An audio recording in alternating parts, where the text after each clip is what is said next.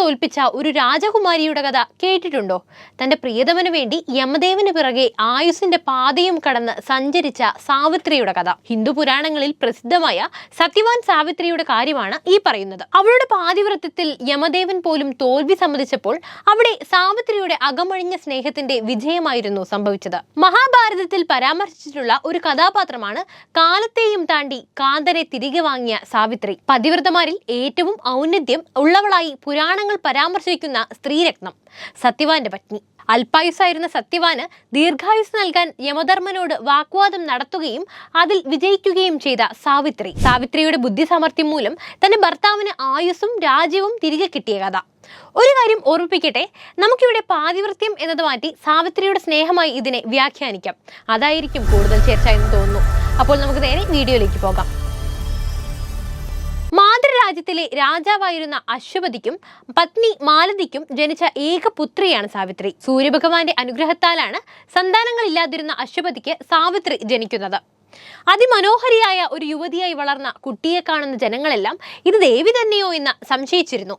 അത്ര തേജസ്വിനിയായിരുന്നതിനാൽ തനിക്ക് കല്യാണം കഴിച്ചു തരുമോ എന്ന് ആവശ്യപ്പെടുവാൻ പുരുഷന്മാർക്കും ധൈര്യമുണ്ടായിരുന്നില്ല. ഒരു നാൾ പിതാവ് പുത്രിയോട് പറഞ്ഞു, നോക്കൂ, നിനക്ക് കല്യാണപ്രായമായിട്ടും നിന്നെ കല്യാണം കഴിക്കാൻ ധൈര്യപ്പെട്ട് ആരും മുന്നോട്ട് വരുന്നില്ല. അതിനാൽ നീ തന്നെ നിനക്ക് മനസ്സിനിണങ്ങിയ ഒരു വരനെ സ്വീകരിച്ചു കൊള്ളൂ. നീ ആരെയാണോ ഇഷ്ടപ്പെടുന്നത് അയാൾക്ക് എന്റെ ആശീർവാദങ്ങൾ ഞാൻ നൽകുന്നതാണ്. പിതാവിന്റെ വാക്കുകളെ ആദരിച്ച് വിനയാന്വിതയായ ആ കുമാരി പിതാവിന്റെ മന്ത്രിമാരുമൊത്ത് സുവർണ തേരിൽ കയറി തന്റെ വരനെ തേടി യാത്ര തിരിച്ചു. ആ യാത്രയിൽ രാജ്യത്തിന്റെ സമീപത്തുള്ള ഒരു വനത്തിൽ വെച്ച് അവരുടെ തേരിന് എന്തോ തകരാർ സംഭവിക്കുകയും ആ സമയത്ത് അവിടെ വെച്ച് സാവിത്രി വിറക് ശേഖരിക്കാൻ അവിടെ എത്തിയ സത്യവാൻ എന്ന സുമുഖനായ ചെറുപ്പക്കാരനെ കാണുകയും അവർ തമ്മിൽ പ്രണയത്തിലാവുകയും ചെയ്തു. സത്യവാൻ സ്വാല രാജാവായിരുന്ന ധ്യൂമസേനന്റെ ഏകപുത്രനാണ്. വാർദ്ധക്യം ബാധിച്ച ധ്യൂമസേനന് വളരെ പെട്ടെന്ന് തന്നെ തന്റെ കാഴ്ച നഷ്ടപ്പെട്ടു. ഇത് മനസ്സിലാക്കിയ ശത്രുക്കൾ അദ്ദേഹത്തെ രാജ്യത്ത് നിന്നും ബഹിഷ്കൃതനാക്കി. അദ്ദേഹം പത്നിയോടും ഏകമകൻ സത്യവാനോടും കൂടി വനത്തിൽ അഭയം പ്രാപിച്ച് അവിടെ ആശ്രമം കെട്ടി താമസിച്ചു വരികയായിരുന്നു. അങ്ങനെ ഈ വിവരം തന്റെ പിതാവിനെ അറിയിക്കുവാനായി സാവിത്രി തന്റെ രാജ്യത്തേക്ക് യാത്ര തിരിച്ചു. അവൾ മടങ്ങിയെത്തി പിതൃസന്നിധിയിൽ എത്തുമ്പോൾ തന്റെ പിതാവിനോടൊപ്പം അരികിൽ നാരദ മഹർഷിയും ഉണ്ടായിരുന്നു. സാവിത്രി നാരദ മഹർഷിയെയും തന്റെ പിതാവിനെയും വണങ്ങിക്കൊണ്ട് അപ്പോൾ തന്നെ വിവരം ധരിപ്പിക്കുമ്പോൾ എന്തുകൊണ്ടോ നാരദ മഹർഷിയുടെ മുഖം മങ്ങിയിരുന്നു. സ്വാല രാജാവിന്റെ ഏകപുത്രൻ സത്യവാന് അല്പായുസാണ്. നാരദർ സാവിത്രിയെ ഉടൻ തന്നെ ആ വിവരം ധരിപ്പിച്ചു. പക്ഷേ സത്യവാനോട് അകമഴിഞ്ഞ സ്നേഹം കൊണ്ട് സാവിത്രി അത് ചെവിക്കൊണ്ടില്ല. സത്യവാനെ തന്നെ അവൾ വിവാഹം കഴിക്കുകയും വിവാഹശേഷം 1 വർഷം മാത്രം ആയുസ്സുണ്ടായിരുന്ന സത്യവാനോടൊപ്പം സാവിത്രി കാട്ടിലെ അദ്ദേഹത്തിന്റെ ആശ്രമത്തിൽ താമസിക്കാൻ തുടങ്ങി. ആയുസ് അവസാനിക്കാറായ സത്യവാൻ വേണ്ടി വിവാഹശേഷം സാവിത്രി നിത്യവും ദേവി പരാശക്തിയോടും ഭഗവാൻ ശിവനോടും മുടങ്ങാതെ 3 സന്ധ്യാനേരങ്ങളിലും പ്രാർത്ഥിച്ചു പോന്നു. സാവിത്രിക്ക് മാത്രമേ അദ്ദേഹത്തിന്റെ അല്പായുസിനെ പറ്റി അറിവുണ്ടായിരുന്നുള്ളൂ. അവർ ആ 1 വർഷക്കാലം സന്തോഷത്തോടെ ജീവിച്ചു. പരസ്പരം ഒരുപാട് സ്നേഹം പകർന്നു. സത്യവാൻ മരിക്കുന്നതെന്ന് പതിവില്ലാതെ സാവിത്രിയും അദ്ദേഹത്തോടൊപ്പം വിറക് ശേഖരിക്കാനായി പോയി. വിറക് ശേഖരിക്കുന്നതിനിടയിൽ പത്നിയുടെ മടിയിൽ തലവെച്ച് വിശ്രമിക്കുകയായിരുന്ന സത്യവാന്റെ ജീവൻ കൊണ്ടുപോകാനായി തൽക്ഷണം തന്നെ കാലൻ അവിടേക്കെത്തി. പോത്തിൻ മുകളിലേറി കയ്യിൽ ചുരുട്ടിപ്പിടിച്ച കാലപാശവുമായി വന്ന യമധർമ്മൻ സത്യവാന്റെ ആത്മാവിനെയും കൊണ്ടുപോകുമ്പോൾ സാവിത്രിക്ക് സഹിക്കുവാനായില്ല.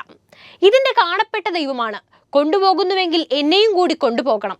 അവൾ മറികടന്ന് സത്യവാന്റെ ജീവനുമായി യാത്ര തുടർന്ന യമദേവനെ സാവിത്രി പിന്തുടർന്നു. ആയുസെത്തിയവരുടെ ആത്മാവിന് മാത്രം യാത്ര ചെയ്യാവുന്ന ദൂരങ്ങളിൽ എത്തിയിട്ടും പിന്മാറാത്ത സാവിത്രിയുടെ ധൈര്യം മനസ്സിലാക്കിയ യമൻ പലതവണ അവളെ മടങ്ങിപ്പോകുവാൻ നിർബന്ധിച്ചെങ്കിലും ഇല്ല ഭഗവാനെ, എനിക്ക് പോകുവാനാവില്ല. എന്റെ പ്രാണനാഥൻ രാജ്യം ഭരിച്ച രാജാവിന്റെ പുത്രനാണ്. അദ്ദേഹമാണെങ്കിൽ കണ്ണുകാണാൻ വയ്യാതെ കാട്ടിലുള്ള ആ ഗ്രാമത്തിൽ ജീവിക്കുന്നു. മകനില്ലെങ്കിൽ അദ്ദേഹവും പത്നിയും ആത്മഹത്യ ചെയ്യേണ്ടി വരും എന്നും പറഞ്ഞ് സാവിത്രി യമധർമ്മന്റെ കൂടെ തന്നെ കൂടി. അവളുടെ യാത്ര മുടക്കുവാനായി യമൻ സാവിത്രിക്ക് ഒരു വരം കൊടുത്തു. സത്യവാന്റെ പിതാവിന് കാഴ്ചശക്തി തിരിച്ചു കിട്ടും.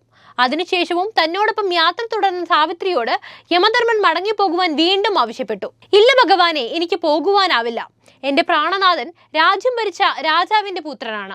അദ്ദേഹത്തിന്റെ രാജ്യം ഇപ്പോൾ ശത്രുക്കൾ കൈവശപ്പെടുത്തിയിരിക്കുന്നു. വാർദ്ധക്യം വന്ന ആ മാതാപിതാക്കളെ കാട്ടിലെ ആശ്രമത്തിൽ ഇനി ആര് തുണയ്ക്കും? എനിക്ക് സത്യവാന്റെ ജീവൻ തിരിച്ചു കിട്ടിയേ മതിയാകൂ എന്നും പറഞ്ഞ് സാവിത്രി പിന്നെയും അദ്ദേഹത്തെ അനുഗമിച്ചു. അപ്പോൾ രണ്ടാമതൊരു വരം കൂടി ധർമ്മദേവൻ അവൾക്ക് നൽകി. നഷ്ടപ്പെട്ടു പോയ രാജ്യം സത്യവാന്റെ പിതാവിന് തിരിച്ചു കിട്ടും. എന്നിട്ടും യമധർമ്മനെ സാവിത്രി അനുഗമിച്ചുകൊണ്ടേയിരുന്നു. തന്റെ കൂടെ യാത്ര തുടരുന്ന സാവിത്രിയോട് മടങ്ങിപ്പോകുവാൻ വീണ്ടും വീണ്ടും യമൻ ആവശ്യപ്പെട്ടു. ആയുസ് തീരാറാകുമ്പോഴേ ഇങ്ങനെ ഇവിടം വരെയൊക്കെ നടന്നെത്താൻ തോന്നുകയുള്ളൂ. ഭവതിയുടെ ആയുസ് ഇനിയും അറ്റിട്ടില്ല. അതുകൊണ്ട് ഇപ്പോൾ ഭവതി മടങ്ങിപ്പോവുക. ഇല്ല ഭഗവാനെ, എനിക്ക് പോകുവാനാവില്ല. രാജ്യം തിരിച്ചു കിട്ടിയത് കൊണ്ട് ഒരു പ്രയോജനവുമില്ല. എന്റെ ഭർത്തൃപിതാവിന് പ്രായം അധികമായിരിക്കുന്നു. വംശം നിലനിർത്താൻ എനിക്കാണെങ്കിൽ മക്കൾ ജനിച്ചിട്ടുമില്ല. സാവിത്രി പ്രതിവചിച്ചു. അപ്പോൾ മൂന്നാമതൊരു വരം കൂടി അവൾക്ക് കൊടുത്ത് യമൻ അവളെ അനുഗ്രഹിച്ചു. നിനക്ക് 100 പുത്രന്മാരുണ്ടാകട്ടെ. അങ്ങനെ സ്വാല രാജാവായ ദ്യുമസേനന്റെ വംശം തുടർന്നും നിലനിൽക്കട്ടെ. പക്ഷേ അതിനുശേഷവും യമധർമ്മന്റെ പുറകെയുള്ള തന്റെ യാത്ര സാവിത്രി തുടർന്നുകൊണ്ടിരുന്നു. എന്താ ഇനിയും മടങ്ങിപ്പോകാത്തത് എന്ന് ചോദിച്ച മരണദേവനോട് സാവിത്രി പറഞ്ഞു, ഭഗവാനെ, എനിക്ക് 100 കുഞ്ഞുങ്ങൾ ജനിക്കണമെങ്കിൽ ഭർത്താവ് ഒപ്പമുണ്ടായിരിക്കണം. ഒരു പതിവ്രതയ്ക്ക് കുഞ്ഞുണ്ടാകാൻ വേറെ ഒരു വഴിയുമില്ല. ഭർത്താവ് എന്റെ കാണപ്പെട്ട ദൈവമാണ്. സാവിത്രിയുടെ ബുദ്ധി സാമർത്ഥ്യത്തിൽ സന്തുഷ്ടനായ യമദേവൻ അപ്പോൾ കാലപാശത്തിൽ നിന്ന് സത്യവാന്റെ ആത്മാവിനെ സാവിത്രിക്കായി മോചിപ്പിച്ചു കൊടുത്തു. അപ്പോൾ ഇതാണ് സത്യവാൻ സാവിത്രിയുടെ കഥ. പാതിവ്രത്യം എന്നത് പണ്ട് കാലങ്ങളിൽ സമൂഹം സ്ത്രീക്ക് മേൽ അടിച്ചേൽപ്പിച്ച ഒരു ലേബലായിട്ടാണ് എനിക്ക് തോന്നിയിട്ടുള്ളത്. പുരുഷന്മാർക്ക് ഇത്തരം ലേബലുകളൊന്നും എവിടെയും കൊടുത്തതായി ഒരു പുരാണങ്ങളിലും ഞാൻ കണ്ടിട്ടില്ല. അതുകൊണ്ട് തന്നെ പാതിവ്രത്യം എന്ന ഒരു വിശേഷണം സ്ത്രീക്ക് നൽകുന്നതിനോടൊപ്പം തന്നെ പുരുഷനും തരട്ടെ, അതല്ലേ നല്ലത്. പിന്നെ സാവിത്രിയുടെ കഥയിലോട്ട് കടക്കുമ്പോൾ അവളുടെ ഈ സഹനത്തെ നമുക്ക് പാതിവ്രത്യം എന്നതിനപ്പുറം അവളുടെ സ്നേഹമായി കാണാം. അവളുടെ ഇണയോടുള്ള അകമഴിഞ്ഞ സ്നേഹം. ഞാൻ ഈ പറഞ്ഞതിനെ കുറിച്ച് നിങ്ങളുടെ അഭിപ്രായം എന്താണ്? എന്തായാലും കമന്റ് ബോക്സിൽ എഴുതൂ. അപ്പോൾ വീഡിയോ ഇഷ്ടപ്പെട്ടാൽ ലൈക്ക് ചെയ്യാനും ഷെയർ ചെയ്യാനും ശ്രദ്ധിക്കുമല്ലോ അല്ലേ?